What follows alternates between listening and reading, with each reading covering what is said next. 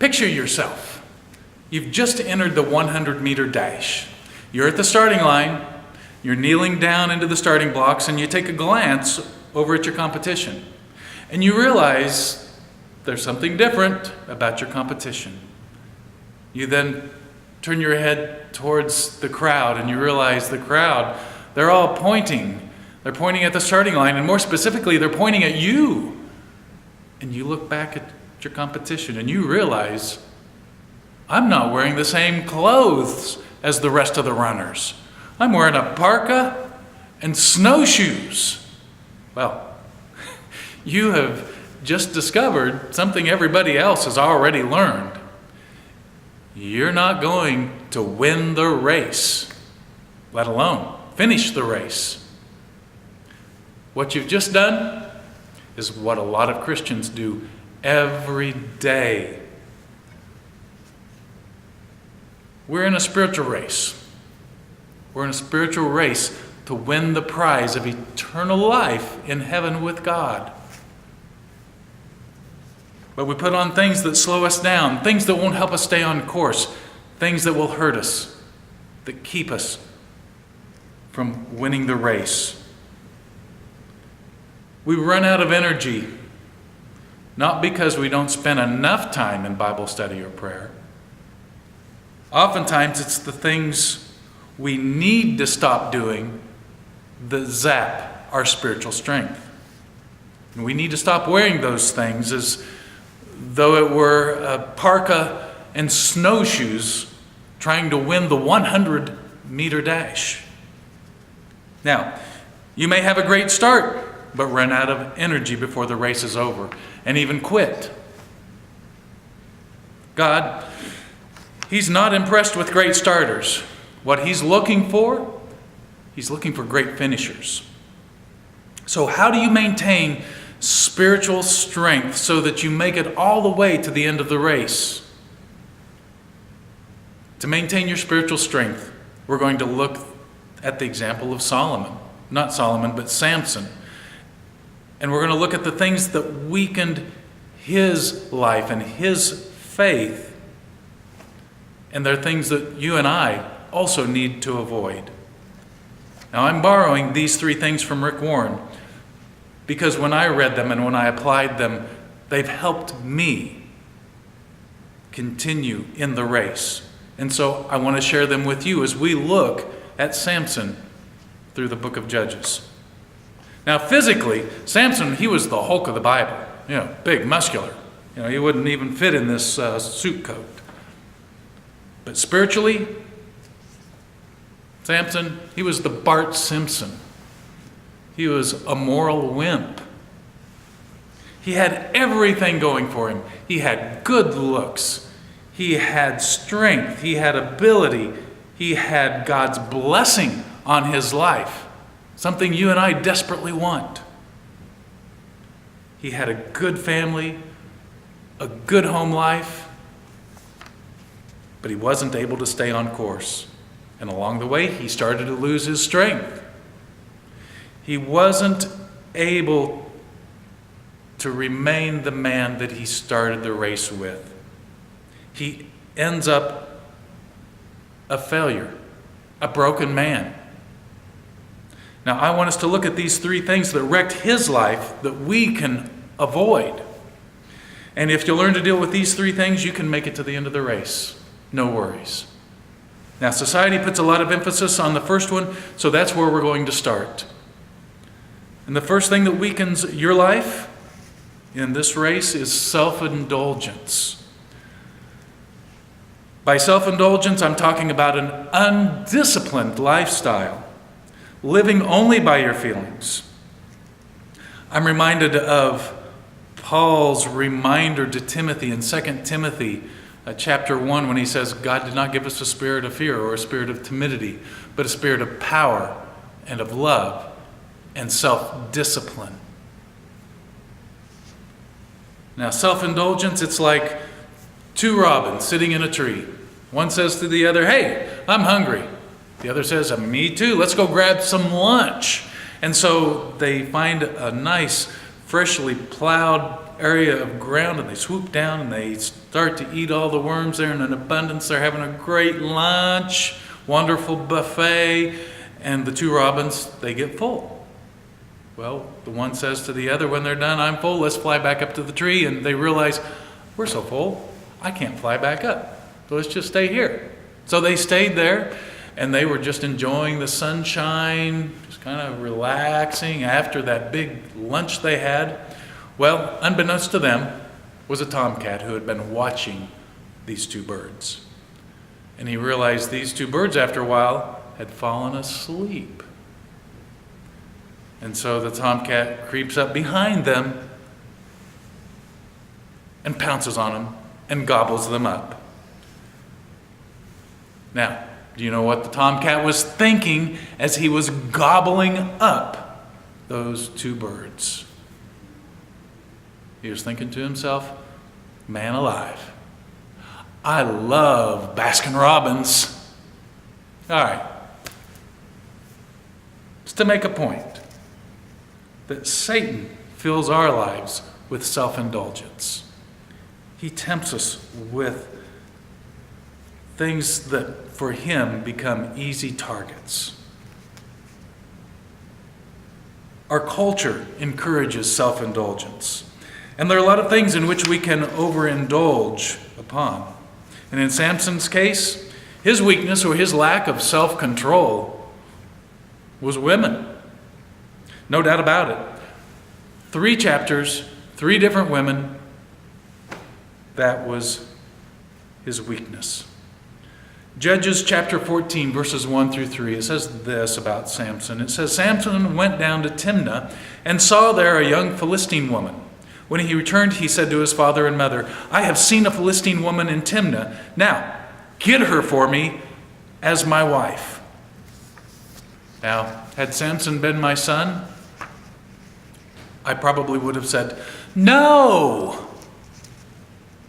In fact, my son Colin, we were sitting at the dinner table once, and my son spoke disrespectfully in a request to his mother. And I said, "Colin, you and I need to get up." And so we got up from the dinner table and we walked to his room. I closed the door and I said, "Colin, you will not speak disrespectfully to your mother ever again." And Colin looked at me with this confused look and he says, "Dad, I don't understand. I thought your job was to make me happy." I'm trying not to laugh. And I said, "Colin, my job is not to make you happy.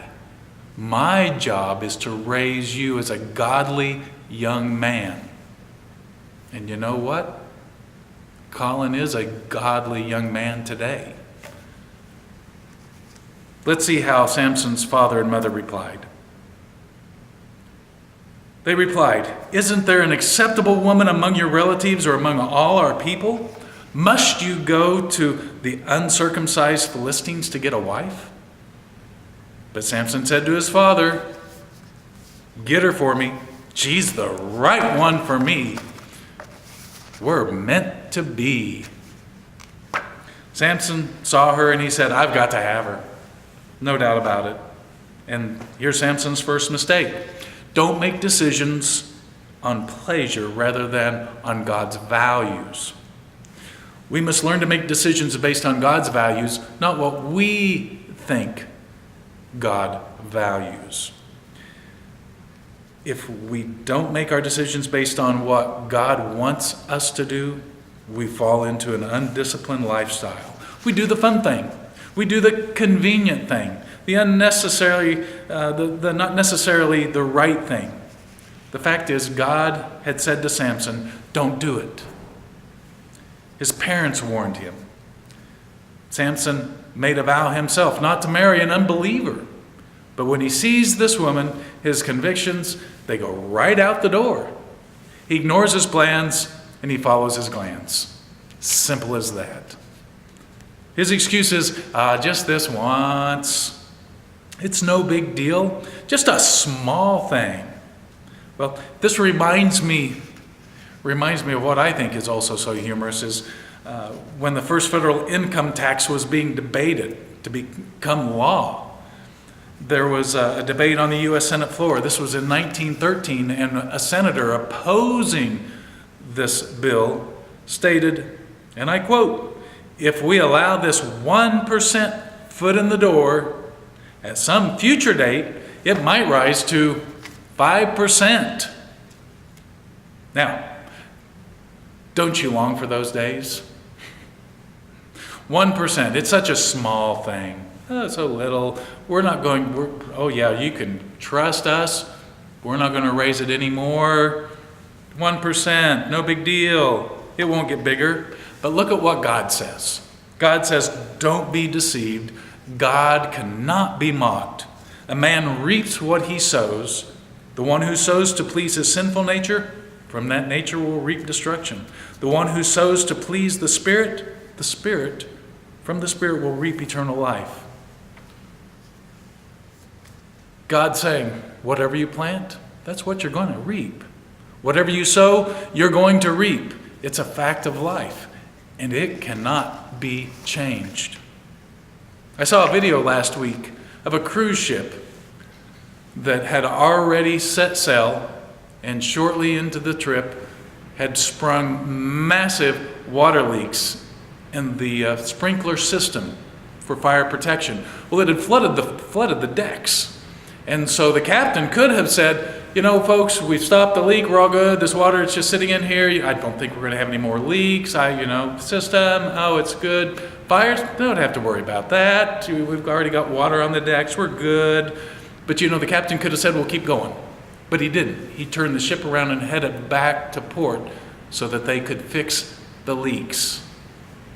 Now, the fact is, a leak is a leak. And it's just a matter of time before the ship is going to sink. Sometimes Satan tempts us saying, this is just one little area of your life. It's no big deal. I'm just a little indulgent in this one area. So what? It's just one area. I deserve it, or I'm entitled to it. It's just one thing. But a leak is a leak. Anything that's out of control of your life, in your life, can eventually sink your ship.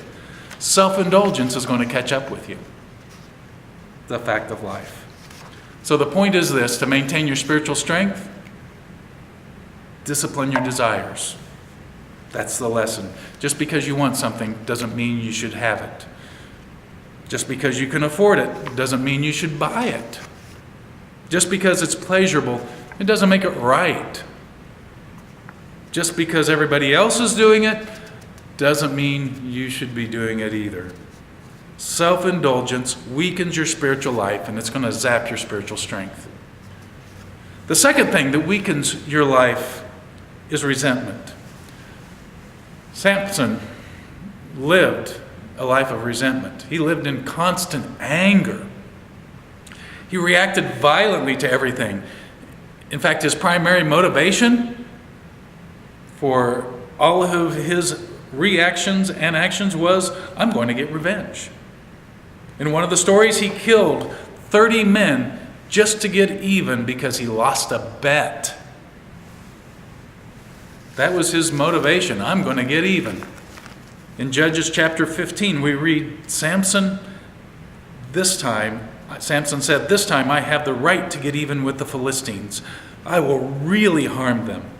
Samson said to them, since you've acted like this, I won't stop until I get my revenge. Samson continued, I merely did to them what they did to me. His excuses, they hurt me first. That just never works. That was his second mistake. The second mistake that's going to drain the energy right out of your spiritual life is when you react with resentment towards your circumstances. I don't want to hear about a pity party. And I don't want to hear this pity party taken to the streets to where you're going to react with resentment and take it out in anger. Samson was a reactor. Resentment is always self-defeating. It hurts you more than it hurts the other person. Job chapter 5, it says, resentment kills a fool and envy slays the simple. Job chapter 18, we read, you who tear yourself to pieces in your anger. Resentment, it's a waste, total waste, because you're always caught up in the past. You're never ever able to think about the future. And if you're thinking about the future, you're just thinking, how am I going to get even with everybody else? Or how am I going to bring everybody else down to where I feel like my level is? It's going to drain you emotionally. We live in a very angry culture. Not only do we live in a self-indulgent culture that says, if it feels good, do it. We live in an angry culture that says, don't get ahead. Get even. So don't allow yourself to be resentful against people who hurt you. And don't ever waste time trying to seek out revenge on anyone else. It zaps the strength right out of your life. So the lesson is this: in order to maintain spiritual strength, restrain your reactions. You only have a certain amount of energy and only a certain amount of time, and you might as well use them for the right things. The third thing that weakens our life is carelessness. When we're careless with our health, what happens? We get sick. We get weaker. When we're careless with our money, what happens? We get in debt. We get weaker. When we're careless with our words, I don't know if that ever happens to you. When we're careless with our time, or when we're careless with our commitments, it weakens us. You promise to do something and then you don't do it. Every time you break a commitment, it weakens your life. Samson, he made commitments to God. In fact, that's the reason he was so strong. His supernatural strength was a gift from God.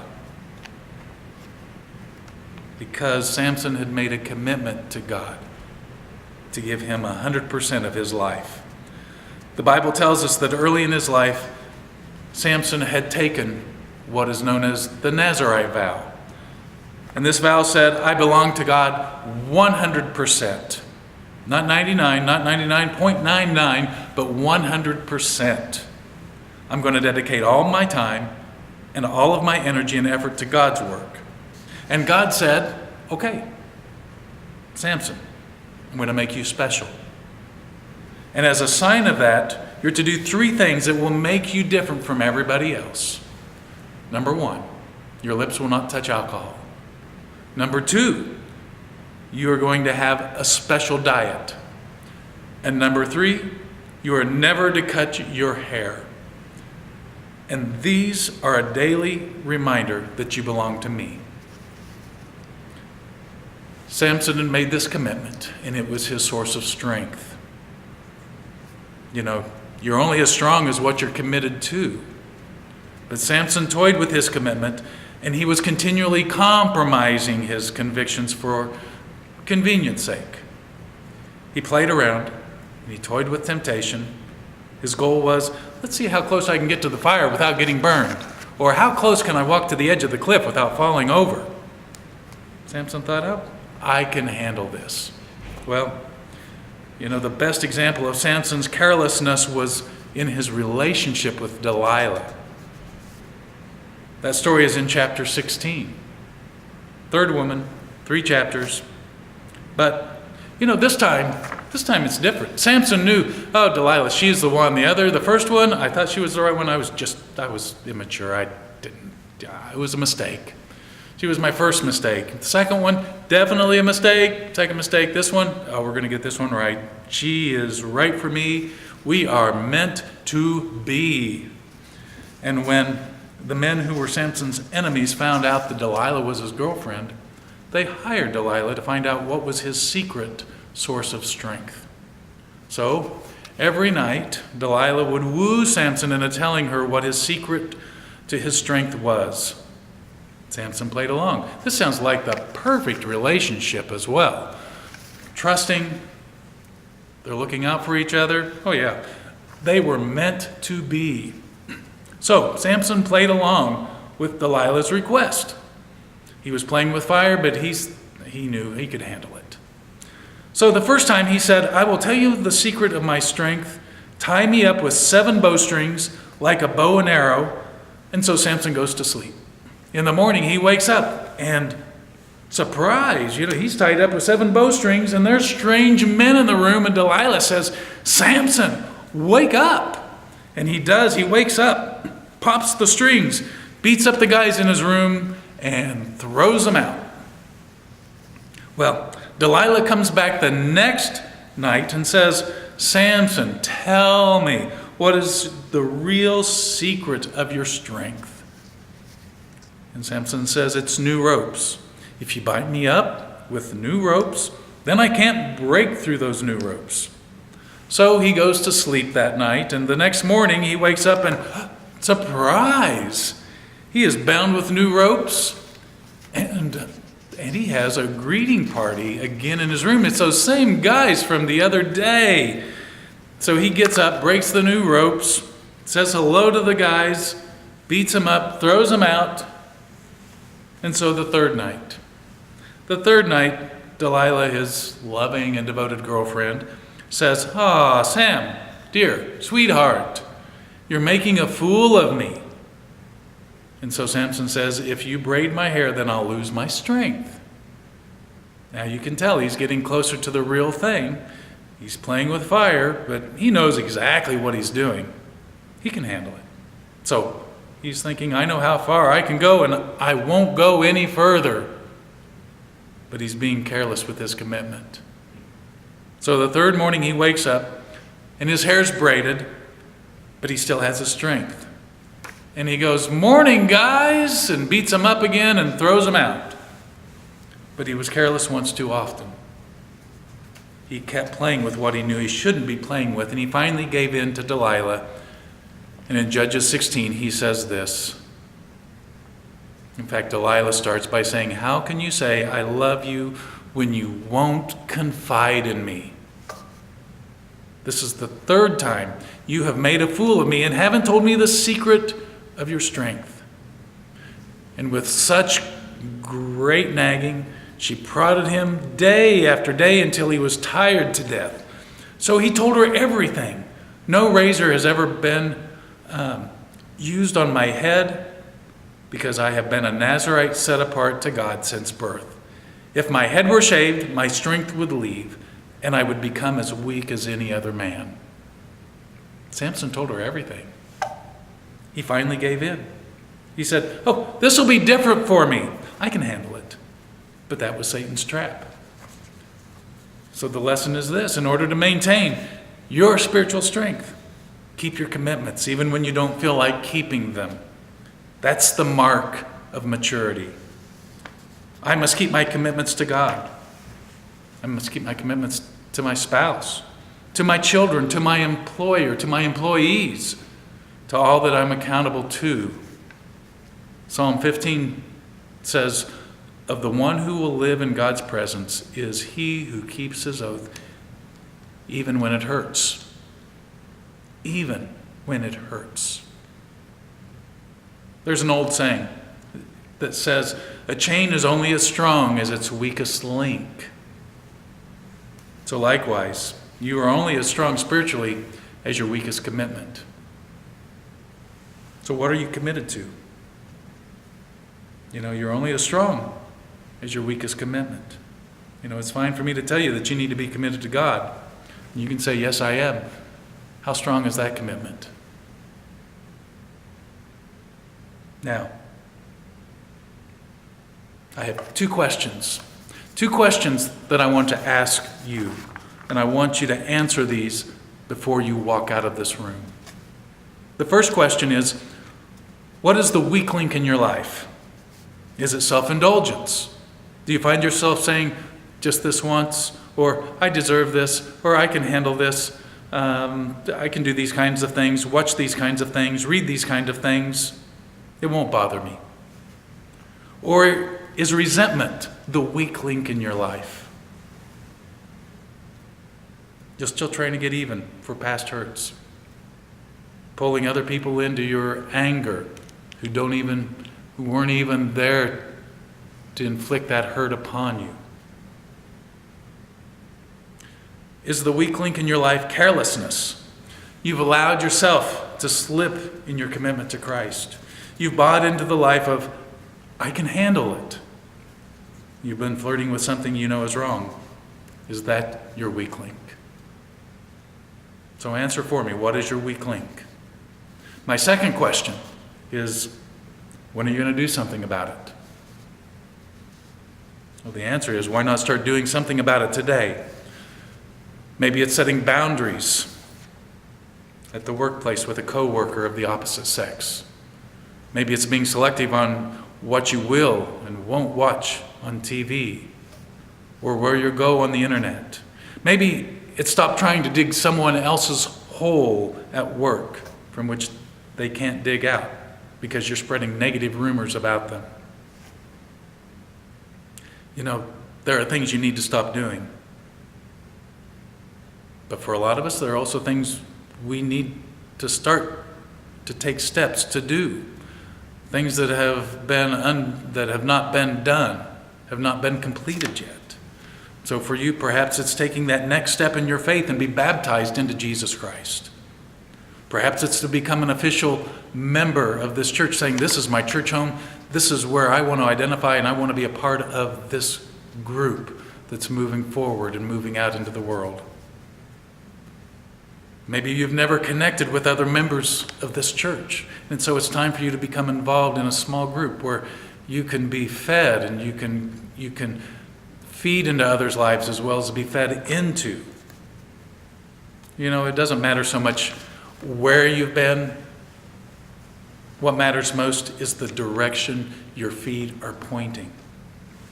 And when they're moving towards Jesus Christ, you come and say to him, I give you all my life, 100%.